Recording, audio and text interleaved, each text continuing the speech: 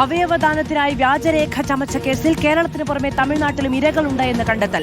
റാക്കറ്റിലെ ഏജന്റുമാരെ കുറിച്ചും സ്വകാര്യ ആശുപത്രിയുമായുള്ള റാക്കറ്റിന്റെ ബന്ധത്തിലും നിർണായക വിവരങ്ങൾ അന്വേഷണ സംഘത്തിന് ലഭിച്ചു. അവയവദാനത്തിന്റെ കണക്കുകളും വിവരങ്ങളും അടങ്ങിയ ഡയറി പോലീസിന് കിട്ടിയിട്ടുണ്ട്. നജീബിന് ക്രിമിനൽ പശ്ചാത്തലമുണ്ടെന്നാണ് പോലീസിന്റെ കണ്ടെത്തൽ. ദില്ലി UP അതിർത്തിയായ ഗാസിയാബാദിൽ നിന്ന് പിടികൂടിയ മുഖ്യപ്രതി നജീബിനെ ഇന്നലെ കുന്നത്തനാട് സ്റ്റേഷനിലെത്തിച്ച് ചോദ്യം ചെയ്തിരുന്നു. ഇതിൽ നിന്നാണ് കേരളത്തിന് പുറമെ തമിഴ്നാട്ടിലും ഇരകളുണ്ടെന്ന വിവരം അന്വേഷണ സംഘത്തിന് ലഭിച്ചത്.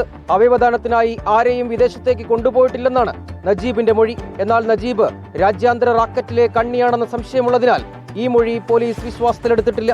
റാക്കറ്റിലെ ഏജന്റുമാർ ആരൊക്കെയാണെന്നും സ്വകാര്യ ആശുപത്രികളുമായി എങ്ങനെയായിരുന്നു ബന്ധമെന്നും പോലീസിന് മനസ്സിലാക്കാൻ കഴിഞ്ഞിട്ടുണ്ട്. കരൾ മാറ്റിവെക്കൽ ശസ്ത്രക്രിയയുടെ രേഖകളും ലഭിച്ചിട്ടുണ്ട്. അവയവദാനത്തിന്റെ കണക്കുകളും വിവരങ്ങളും അടങ്ങിയ ഡയറി ലഭിച്ചതോടെ നജീബിന്റെ ഉന്നത ബന്ധത്തിലും പോലീസ് അന്വേഷണം ഊർജിതമാക്കി. സ്റ്റേറ്റ് വൈഡ് നമുക്ക് സിൻക്രണൈസ്ഡ് സെർച്ച് കണ്ടക്ട് ചെയ്തിട്ടുണ്ടായിരുന്നു. മറ്റേ കാസർഗോഡ് തൊട്ട് കൊല്ലം സിറ്റി വരെ 5 കേസുകളെല്ലാം എടുത്തിട്ടുണ്ട്. സ്റ്റേറ്റ് വൈഡ് ഇത് കോർഡിനേഷൻ ചെയ്യാൻ വേണ്ടി ഒരു ടീം ഉപയോഗിച്ച് മുൻപോട്ട് പോകാനാണ് പോലീസ് ഡിപ്പാർട്ട്മെന്റിന്റെ തീരുമാനം. നജീബിന് ക്രിമിനൽ പശ്ചാത്തലം ഉണ്ടെന്നാണ് മറ്റൊരു കണ്ടെത്തൽ. ഇയാൾക്കെതിരെ കർണാടകയിൽ കൊലക്കേസുണ്ടെന്ന വിവരം പോലീസിന് ലഭിച്ചു. പുറമെ കേരളത്തിൽ കവർച്ചയടക്കമുള്ള കേസുകളുമുണ്ട്. അവയവദാന തട്ടിപ്പിൽ റെയ്ഡുകൾ നടക്കുന്നതിനിടെ സ്വന്തം മൊബൈൽ ഫോൺ നശിപ്പിച്ച ശേഷമാണ് ഇയാൾ ഡൽഹിയിലേക്ക് കടന്നത്. പിന്നീട് മറ്റൊരു സ്ത്രീയുടെ പേരിലുള്ള സിം ഉപയോഗിച്ചായിരുന്നു സുഹൃത്തുക്കളെ ബന്ധപ്പെട്ടത്. ഇത് മനസ്സിലാക്കിയാണ് പോലീസ് സംഘം പ്രതിയെ പിടികൂടിയത്.